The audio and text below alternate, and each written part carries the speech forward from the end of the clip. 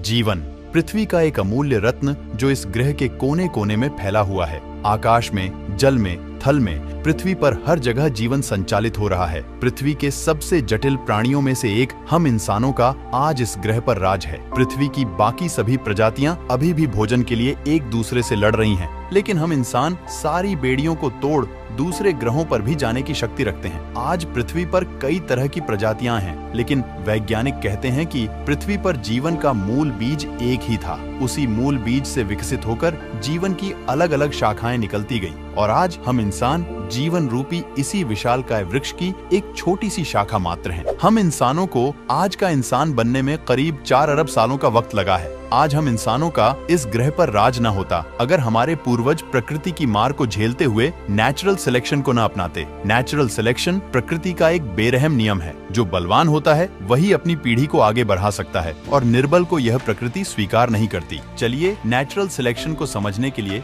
कछुओं के इन बच्चों का उदाहरण लेते हैं। कछुए हमेशा अपने अंडों को समुद्र से थोड़ा दूर मिट्टी के नीचे गाड़ देते हैं, क्योंकि उनके अंडों को समुद्र के जीवों और जमीन पर रहने वाले बेरहम जानवरों से खतरा होता है। इसलिए कछुए अपने अंडों के लिए सुरक्षित स्थान चुनते हैं। जब ये अंडे पोषित हो जाते हैं और इनसे कछुओं के छोटे छोटे बच्चे बाहर निकलते हैं, तो प्रकृति अपनी बाहें फैलाकर इनका स्वागत करती है। लेकिन अगर इन कछुओं को एक सुनहरा भविष्य बनाना है तो इन्हें एक कड़ी परीक्षा देनी पड़ेगी। जो भी कछुए का बच्चा इस परीक्षा को पास करेगा वही इस प्रकृति का आनंद उठा पाएगा और अपनी पीढ़ी को आगे बढ़ा पाएगा। अंडों से निकलने के बाद अगर इन कछुओं के बच्चों को जीवन में आगे बढ़ना है तो किसी भी तरह उन्हें दूर नजर आ रहे समुद्र तक पहुंचना होगा। प्रकृति की ये मुश्किल परीक्षा शुरू होती है। कछुओं के छोटे छोटे बच्चे समुद्र की ओर दौड़ पड़ते हैं, लेकिन यह सफर इतना आसान नहीं होने वाला। आसमान में उड़ते बेरहम पक्षी इन नन्हे बच्चों को अपना शिकार बनाने के लिए तैयार हैं। पक्षी इन कछुओं के बच्चों पर हमला बोल देते हैं। अब इन नन्हे बच्चों को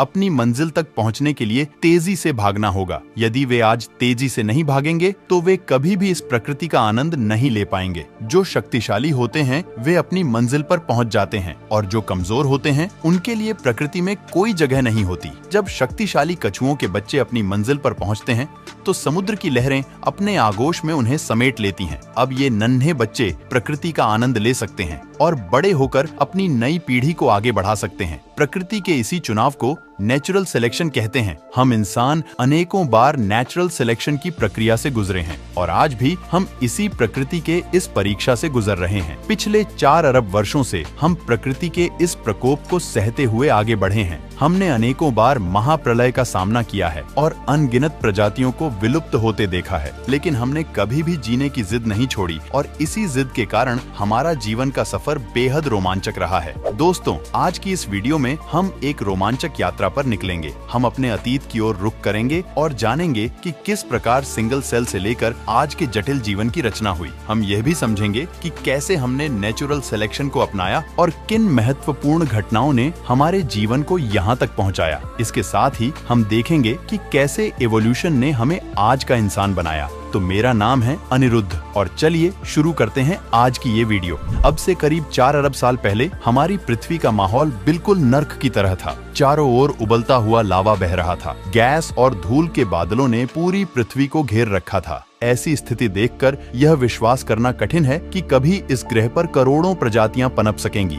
वैज्ञानिकों का मानना है कि इन्हीं विपरीत परिस्थितियों में पृथ्वी पर पहली बार जीवन का अंकुर फूटा। यह सवाल आज भी बना हुआ है कि जीवन का पहला बीज पृथ्वी पर कैसे आया। वैज्ञानिक इस विषय पर अलग अलग थ्योरीज देते हैं। कुछ का मानना है कि जीवन का पहला बीज किसी उल्का पिंड के साथ अंतरिक्ष से पृथ्वी पर आया, जबकि अन्य का मानना है कि जीवन के प्रारंभिक तत्व पृथ्वी पर पानी में उपस्थित कुछ रसायनों के मिलन से स्वतः उत्पन्न हुए। आपका, मेरा और इस पृथ्वी पर मौजूद सभी जीवों का सफर 4 अरब साल पहले इसी नर्क जैसे वातावरण में पानी के भीतर एक कोशिका के रूप में, अर्थात एक सिंगल सेल के रूप में शुरू हुआ। यह जो आप सेल देख रहे हैं यही हमारा पूर्वज है और पृथ्वी पर जीवन का सबसे पहला बीज। 4 अरब साल पहले इसी सेल ने जीवन की नींव रखी थी। आज हम जिस रूप में हैं, उस यात्रा की शुरुआत इसी सेल के अंदर डीएनए के रूप में छिपे कुछ कोड्स और सूचनाओं के साथ हुई थी। इस सेल में मौजूद जीन इंफॉर्मेशन को बाहर भेजने में सक्षम थे। लगभग 50 करोड़ साल तक पृथ्वी पर जीवन सिंगल सेल के रूप में ही बना रहा। फिर 50 करोड़ साल बाद जीवन ने एक नया मोड़ लिया। आज से करीब 3.5 अरब साल पहले इस सिंगल सेल ने खुद की कॉपी बनाना शुरू कर दिया और अपने जैसे ही एक क्लोन का निर्माण करने लगा। यह एक अद्भुत घटना थी, क्योंकि एक सेल का अपने ही क्लोन का निर्माण करना जीवन के एक नए रूप का जन्म था और इस प्रक्रिया के माध्यम से पुराने सेल एक नई पीढ़ी को जन्म दे सकते थे। यदि यह सेल खुद का क्लोन बनाने में सक्षम नहीं होती तो पृथ्वी पर जीवन उसी समय समाप्त हो गया होता जब जीवन के पहले बीज ने जन्म लिया था। यह प्रक्रिया 2 अरब सालों तक चलती रही। पुराने सेल अपना कॉपी बनाते और अपनी जानकारी एक पीढ़ी से दूसरी पीढ़ी तक पहुंचाते रहे। लेकिन 2 अरब साल बाद एक और महत्वपूर्ण घटना घटी। 2 सेल आपस में मर्ज हो गए और उनके जीन आपस में मिलकर एक हो गए।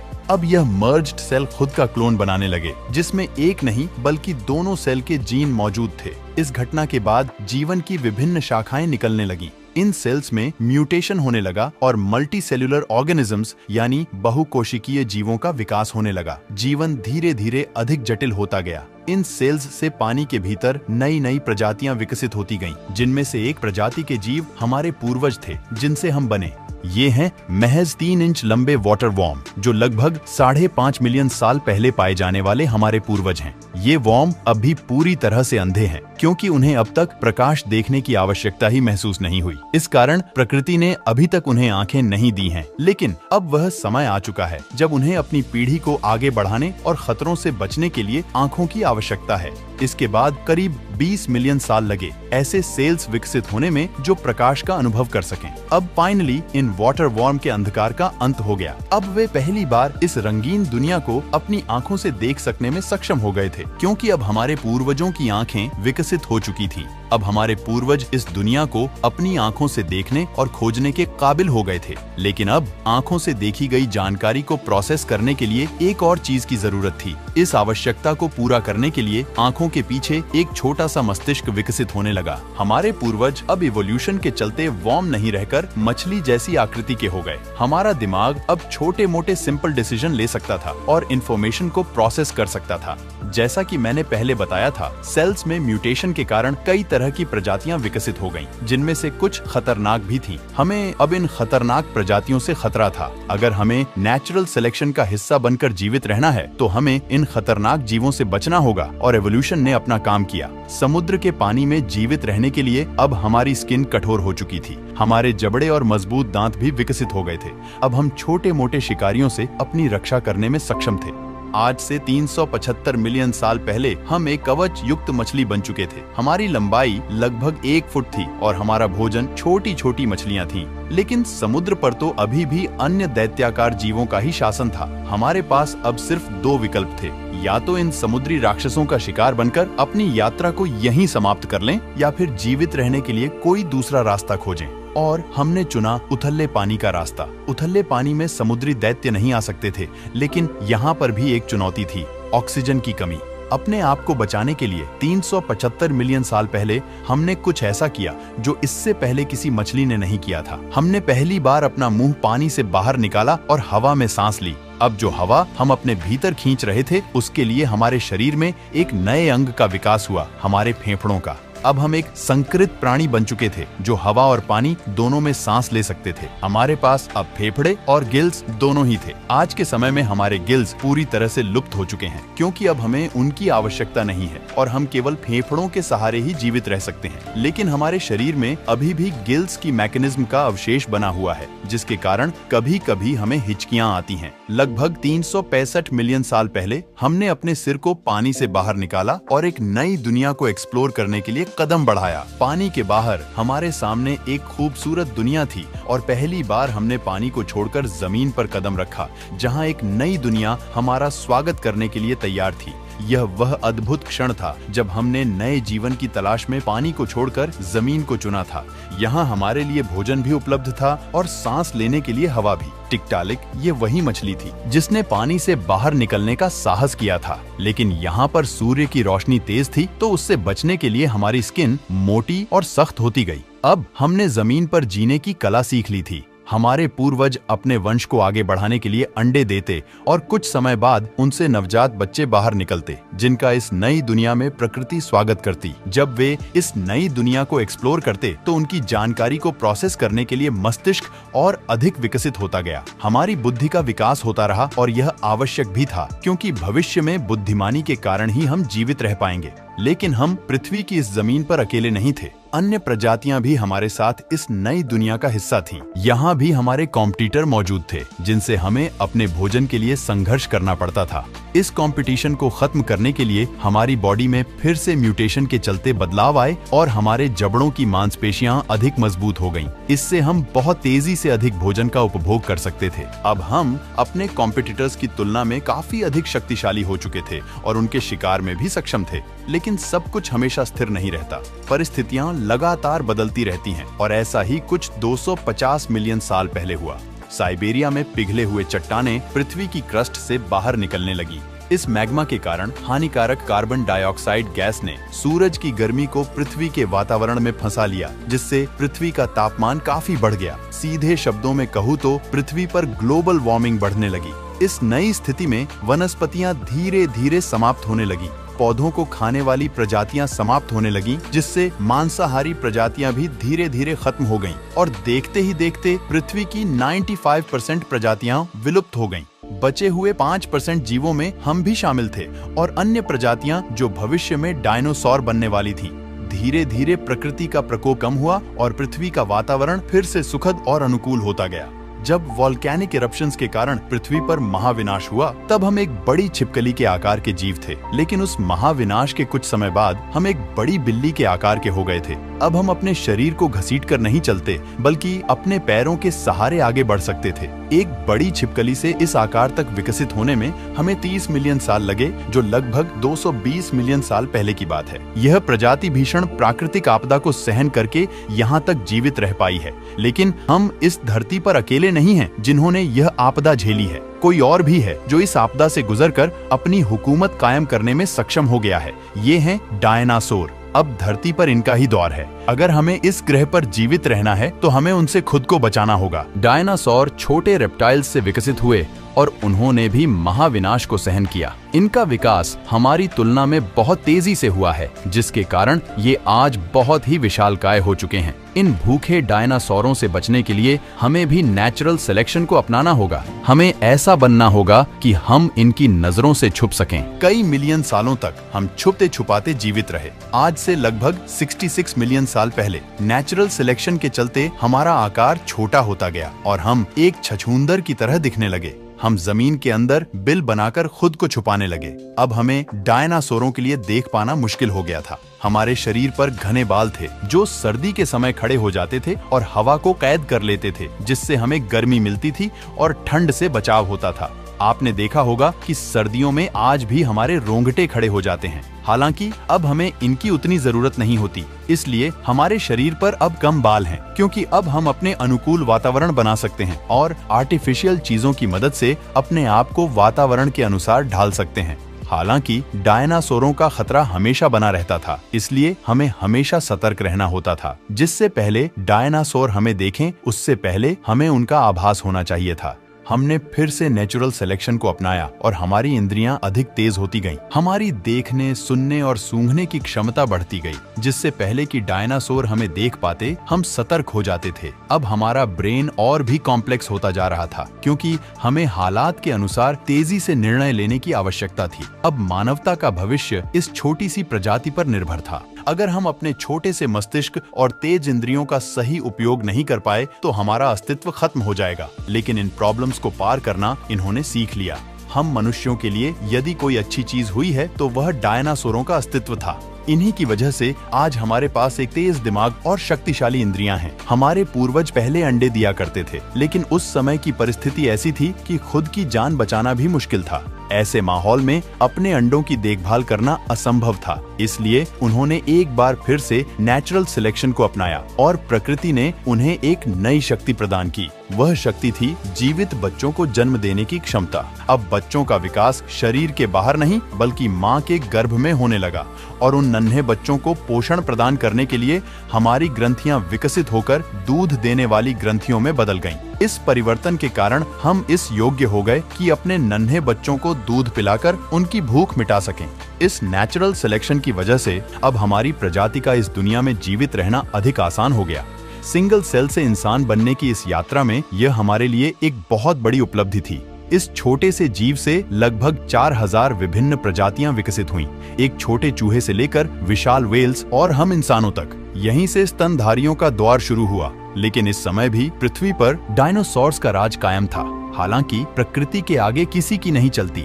लगभग 65 मिलियन साल पहले पृथ्वी पर एक और महाविनाशकारी घटना घटी। एक माउंट एवरेस्ट के आकार की चट्टान अंतरिक्ष से तेजी से आई और मैक्सिको की खाड़ी में आकर टकराई। इस एस्टेरॉयड के प्रभाव से पृथ्वी पर एक विनाशकारी महाप्रलय शुरू हो गया। धूल और धुएं के बादलों ने संपूर्ण पृथ्वी को अपनी चपेट में ले लिया।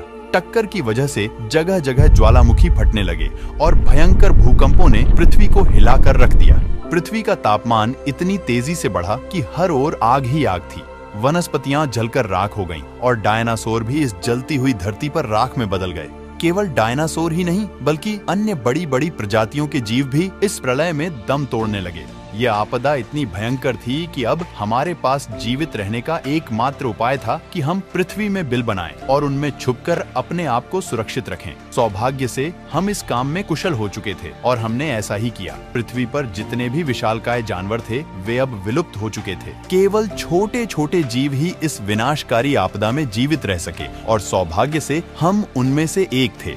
इस प्रलय ने पृथ्वी की 95% से अधिक प्रजातियों को समाप्त कर दिया। धूल, राख और धुएं के बादलों ने सूर्य की रोशनी को ब्लॉक कर दिया था। पेड़ पौधे नष्ट हो गए। मैक्सिको की खाड़ी में शुरू हुई एक सामान्य आपदा कुछ ही क्षणों में एक महाप्रलय का रूप ले चुकी थी। लेकिन प्रकृति का एक नियम है, नवनिर्माण।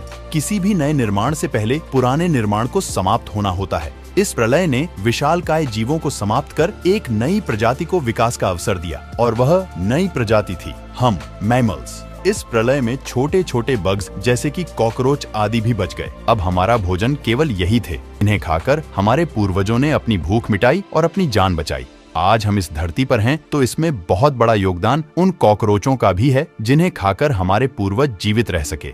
अब पृथ्वी पर मैमल्स का दबदबा था। उस समय हमारा आकार मात्र 6 इंच का था। धीरे धीरे पृथ्वी की परिस्थितियों में फिर से बदलाव आया। महाप्रलय को अब 5 मिलियन वर्ष बीत चुके थे। वनस्पति जीवन ने फिर से पृथ्वी को हरा भरा कर दिया। पेड़ों पर फल लगने लगे और पकने लगे जिनमें वे सारे पोषक तत्व थे जो हमें चाहिए थे। सरल सी बात है, जितना ज्यादा हम खाएंगे उतना ही लंबा जीवन जिएंगे। लेकिन समस्या यह थी कि फल पेड़ों पर होते थे और हम जमीन पर रहते थे। तो प्रकृति ने हमें फिर से चुना और नेचुरल सिलेक्शन की वजह से हमारा विकास इस तरह हुआ कि अब हम बंदरों की तरह पेड़ों पर चढ़कर फल खा सकते थे। आज से 56 मिलियन साल पहले हम पेड़ों की नई दुनिया में पूरी तरह बस चुके थे। अब हमारा जमीन से कोई खास संबंध नहीं रहा, क्योंकि एक पेड़ से दूसरे पेड़ पर कूदकर हम अपना भोजन जुटा सकते थे। लेकिन हमारी दुनिया हमेशा ऐसी नहीं रहने वाली थी। आने वाले 10 मिलियन वर्षों के दौरान पृथ्वी का तापमान बदलता रहा। जंगल सूखने लगे और आकार में छोटे होते गए, जिससे भोजन की कमी बढ़ने लगी। इस स्थिति में नेचुरल सिलेक्शन ने फिर से भूमिका निभाई। हमारी पूंछ धीरे धीरे गायब हो गई। हमारे हाथ लंबे हो गए, जिससे हम अपने हाथों को फैलाकर फलों को आसानी से तोड़ सकते थे। हम हमेशा पेड़ों की शाखाओं से चिपके रहते थे। पृथ्वी के तापमान में आए बदलावों ने हमारे पूर्वजों को भी स्थायी रूप से बदल दिया। हम पृथ्वी के बदलते माहौल के अनुसार अपने आप को ढालते गए और प्रकृति हमें निरंतर बदलती रही। लेकिन पृथ्वी में होने वाला यह बदलाव यहीं नहीं रुका। अफ्रीकन और अरेबियन टेक्टोनिक प्लेट्स के खिंचाव के कारण ईस्ट अफ्रीकन रिफ्ट वैली बनी और इसके किनारों पर 3500 मील लंबी पर्वत श्रृंखलाएं बनी। पहले इंडियन ओशियन से उठने वाले बादल पूरे अफ्रीका में बरसते थे, लेकिन अब इन पर्वत श्रृंखलाओं ने उन बादलों को रोक दिया, जिससे इस क्षेत्र में सूखा पड़ने लगा। धीरे धीरे पेड़ खत्म होने लगे और जंगलों का अस्तित्व समाप्त होने लगा। परंतु सबसे बड़ी चुनौती यह थी कि हमारे पूर्वज अफ्रीका के उसी इलाके में फंसे हुए थे जहां सूखा पड़ा हुआ था। यह परिवर्तन बहुत महत्वपूर्ण था, क्योंकि अगर हमें भोजन नहीं मिला तो सिंगल सेल से इतने जटिल जीव तक का हमारा सफर यहीं रुक जाएगा। हमें अब खुद को बचाने के लिए कुछ ऐसा करना था जो हमारे किसी भी पूर्वज ने पहले कभी नहीं किया था। 4.5 मिलियन साल पहले हम आर्डिपिथेकस रामिडुस कहलाते थे। हमारी ऊंचाई लगभग 4 फीट थी और हमारा मस्तिष्क एक संतरे के आकार का था। यहाँ कभी घने जंगल हुआ करते थे, लेकिन अब सिर्फ गिने चुने पेड़ दिखाई देते थे। हम इन पेड़ों की टहनियों पर खड़े हो सकते थे, उन पर चल सकते थे और छोटी छोटी शाखाओं पर लगे फलों को खाने की कोशिश करते थे। लेकिन अब हमारी भूख को संतुष्ट करने के लिए पर्याप्त भोजन यहाँ नहीं था। जो भी पेड़ मौजूद थे वे दूर दूर तक फैले हुए थे, इसलिए अब हम एक पेड़ से दूसरे पेड़ पर कूदकर नहीं जा सकते थे। अब हमें उन अन्य पेड़ों तक पहुँचने के लिए जमीन पर उतरकर चलना पड़ा। आज से लगभग 4.4 मिलियन साल पहले हमने पहली बार जमीन पर चलना सीखा। अब हम केवल 2 पैरों पर चल सकते थे, जिससे हमारे हाथ फ्री हो गए थे और हम जमीन पर खड़े होकर पेड़ों से फल तोड़ सकते थे। इससे हमारा काम अधिक आसान और तेज हो गया था। हम अपने हाथों का उपयोग करके अधिक मात्रा में भोजन इकट्ठा कर सकते थे। अगले 1 से 2 मिलियन सालों तक हमारा एवोल्यूशन होता रहा और हमारा शरीर इस प्रकार से विकसित हुआ कि हम 2 पैरों पर तेजी से चलने लगे। हमने पेड़ों को छोड़कर खुले मैदानों की ओर बढ़ना शुरू कर दिया था।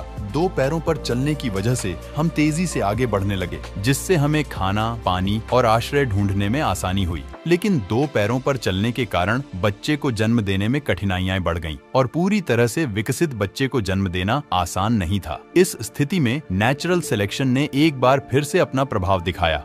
हमने ऐसे बच्चों को जन्म देना शुरू कर दिया जो समय से पहले ही पैदा हो जाते। माँ की कोख में बच्चे का जो जरूरी विकास होना चाहिए था वह हो जाता और बाकी का विकास जन्म के बाद होता।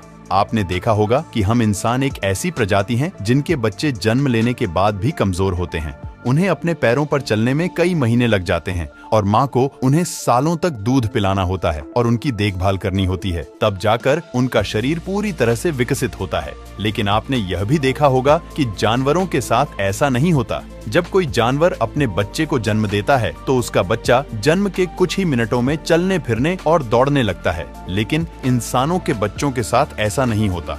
आज से करीब 3.2 मिलियन साल पहले हम ऑस्ट्रेलोपिथिकस थे। हम हमेशा अपने 2 पैरों पर चलते थे, लेकिन हमें जंगली जानवरों से बहुत खतरा था और हम उनसे तेज भी नहीं दौड़ सकते थे। पर हम अपनी बुद्धि का उपयोग कर जंगली जानवरों से बच सकते थे। हम लगातार अपनी सूझबूझ का इस्तेमाल करके इन खतरों से बचते रहे और समय के साथ हमारा दिमाग बड़ा होता गया। लगभग 2.3 मिलियन साल पहले हमारे दिमाग का आकार पहले से 2 गुना हो चुका था। इसी टाइम पीरियड में हम होमो हैबिलिस कहलाते थे, जिन्हें हैंडीमैन भी कहा जाता है, क्योंकि इन्होंने सबसे पहले पत्थर के औजार बनाए थे जो इनके पूरे भविष्य को बदलने वाले थे। अब हम पूर्वी अफ्रीका में इकलौते ऐसे प्राणी थे जो अपनी किस्मत का खुद निर्धारण कर सकते थे, क्योंकि अब हमारे पास पत्थर के औजार थे जिनका उपयोग हम शिकार के लिए कर सकते थे। हमसे पहले किसी भी जीव ने ऐसा कोई आर्टिफिशियल उपकरण नहीं बनाया था। हम सबसे अलग थे और यह हमारी बुद्धि की बदौलत संभव हुआ। यह तो बस शुरुआत थी। अभी हम बहुत कुछ बनाने वाले थे। अपनी भूख मिटाने के लिए हमें कभी कभी अन्य जानवरों के शिकार को उनसे छीनना पड़ता था। कभी कभी हमें अपने साथी मानवों से लड़ाई करके खाना छीनना पड़ता और ऐसा करने में हम सफल भी हो जाते, क्योंकि अब हमारे पास पत्थर का हथियार था जो हमारी बड़ी ताकत बन चुका था। कई बार ऐसा होता कि जिस भोजन को लेकर हम संघर्ष करते उसमें से मांस खत्म हो जाता और केवल हड्डियां बचती। अफ्रीका के उस हिस्से में पेड़ समाप्त हो चुके थे, इसलिए हमारे पास खाने का कोई और विकल्प नहीं था। इसलिए हमने उन हड्डियों को तोड़ना शुरू कर दिया जिनके अंदर बोन मैरो होता था, जिसमें वे सभी पोषक तत्व होते थे जो हमारे जीवित रहने के लिए आवश्यक थे। अगर हमारी किस्मत अच्छी होती तो हमें ताजा मांस मिल जाता, वरना सिर्फ बोन मैरो खाकर ही गुजारा करना पड़ता। कठोर हड्डियों के भीतर से बोन मैरो निकालने के लिए अब हमारे पास एक शानदार औजार था। समय के साथ जैसे जैसे हमने पत्थर के औजारों का उपयोग बढ़ाया, हम इन्हें बेहतर ढंग से पकड़ने में सक्षम होते गए। हमारे हाथों के अंगूठे धीरे धीरे बड़े होते गए, जिससे औजारों को पकड़ना और अधिक सुविधाजनक हो गया। आज भी हमारे दैनिक जीवन में अंगूठे का बहुत महत्वपूर्ण स्थान है। बिना अंगूठे के हमारा कार्य अधूरा ही रह जाता। जिस पेन को आप पकड़कर लिख सकते हैं, यह सब अंगूठे की वजह से ही संभव है। इसके अतिरिक्त हम अन्य चीजों को भी अपने हाथों में आसानी से पकड़ सकते हैं। यह सब केवल इसलिए हो सका क्योंकि लगभग 2 मिलियन साल पहले हमारे पूर्वजों ने पत्थर के औजारों का उपयोग किया था, जिसने हमारे शरीर की संरचना को बदल दिया। एवोल्यूशन चलता रहा और लगभग 1.8 मिलियन साल पहले हम होमो इरेक्टस बन गए। इससे पहले तक हम स्कैवेंजर थे, जो दूसरों द्वारा किए गए शिकार को चुरा लेते थे। लेकिन अब हम शिकारी बन चुके हैं। अब हम स्वयं शिकार करते हैं और भोजन की कमी को दूर करते हैं। अब हमने अपनी प्रजाति के लोगों के साथ मिलकर काम करना शुरू कर दिया है। हम मिलकर शिकार करते हैं और साथ मिलकर भोजन करते हैं। अब हम इतनी तेज दौड़ सकते हैं कि अपने शिकार को गिरा सकें। फिर एक दिन एक अद्भुत घटना घटी। आसमान से बिजली गिरी और आग लग गई, जिसने हमें गर्माहट दी और ठंड से बचाया। उस आग में कुछ जंगली जानवर भी जलकर मारे गए। मांस हमारे लिए बहुत मूल्यवान था, इसलिए हमने उसे व्यर्थ जाने नहीं दिया। हमने पहली बार आग में भुना हुआ मांस खाया, जो बहुत ही स्वादिष्ट था और चबाने में भी आसान था। हमने आग जलाना सीख लिया, जो हमारी दुनिया को बदलने वाला था, क्योंकि अब प्रकृति की शक्ति हमारे हाथ में थी। आग हमें दूसरे जानवरों से सुरक्षा देती, ठंड से बचाती और सबसे महत्वपूर्ण बात यह कि अब तक हम कच्चा मांस खाते आ रहे थे, जिससे उसे चबाने और पचाने में हमारी शरीर को बहुत मेहनत करनी पड़ती थी। लेकिन आग की खोज ने यह कार्य आसान कर दिया।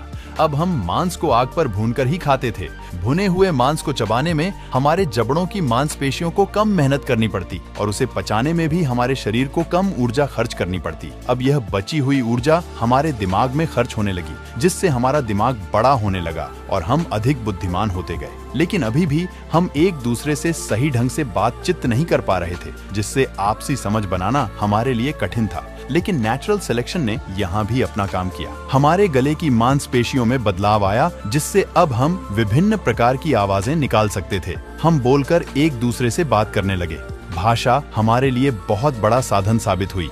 हमारे शरीर में यही एक पहेली बची थी, जिसे प्रकृति ने सुलझा दिया। आज से लगभग 2 लाख साल पहले सिंगल सेल से शुरू होकर जटिल जीवन के रूप में अरबों सालों की सर्वाइवल की जंग लड़ते हुए हम यहाँ पहुँचे। हम होमो सेपियंस, इस धरती के सबसे बुद्धिमान प्राणी, जिनका दिमाग बहुत बड़ा और शक्तिशाली हो चुका है। हमने औजारों का उपयोग करना सीखा, भाषा का इस्तेमाल करना सीखा, हमने खेती और पशुपालन सीखा, हमने कम्युनिटी में रहकर गाँवों और शहरों का निर्माण किया, हमने पहिए की खोज की, रेल बनाई, हवाई जहाज और रॉकेट विकसित किए। हमने अपना पहला कदम भोजन की तलाश में पेड़ों को छोड़कर जमीन पर रखा। लेकिन आज हम चंद्रमा पर भी अपना पहला कदम रख चुके हैं। हमने संस्कृतियों को बनाया और पृथ्वी के हर कोने में फैले। हमने ज्ञान और विज्ञान को समझा। भोजन की भूख से हम अब ज्ञान और नवीनता की भूख महसूस करने लगे हैं। हमारा सफर एक सिंगल सेल से शुरू हुआ, लेकिन आज हम बुद्धिमान और जटिल मनुष्य बन गए हैं। इस सफर में हमने बहुत सारी आपदाओं का सामना किया, लेकिन हमने हार नहीं मानी और जीने के लिए लड़ते रहे। हम सीखते रहे और प्रकृति के संगत माहौल में अपने आप को ढालते रहे। आज जीवन के इस सफर में हम बहुत आगे निकल आए हैं, लेकिन आज भी हम सीखते ही जा रहे हैं और अपनी आने वाली पीढ़ियों के साथ अपना अनुभव और ज्ञान शेयर कर रहे हैं। हमारे एवोल्यूशन का सफर यहीं पर खत्म नहीं होता। अभी तो हमें बहुत आगे जाना है, नई नई मुश्किलों का सामना करना है और अपनी सभ्यता को ब्रह्मांड के हर कोने में फैलाना है। तो दोस्तों, ये था सिंगल सेल से इंसान बनने तक का सफर। अगर आपको ये वीडियो पसंद आई तो इस वीडियो को एक लाइक और चैनल को सब्सक्राइब जरूर करिए। साथ ही हमारी और वीडियोस देखने के लिए आपके सामने आई वीडियो पर क्लिक कर दीजिए। मिलते हैं नेक्स्ट इंटरेस्टिंग वीडियो में। तब तक के लिए धन्यवाद।